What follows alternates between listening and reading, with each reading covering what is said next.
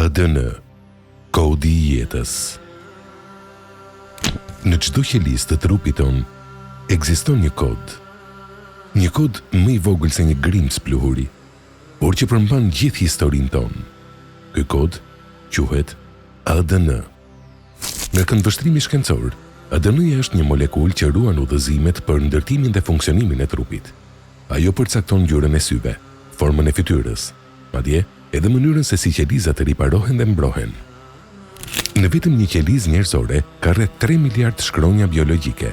Nëse do t'i shkruanim, do të mbushnin mijëra libra. Çdo njeri ka ADN unike. Asnjë njeri nuk i përngjan tjetrit. Në Islam, kjo veçanti përmendet qartë. Kurani thotë: "Ne e krijuam njeriun në formën tonë më të bukur." Surja e Tin 4. Dhe gjithashtu, ai ju ka formuar dhe ju ka dhënë forma të ndryshme. Surja El Gafir 64. Shkenca thot zbulon se kjo formë është e koduar thellë në ADN.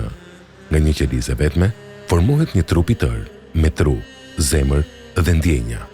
Një proces aq i saktë sa duket më shumë si program se si rastësi.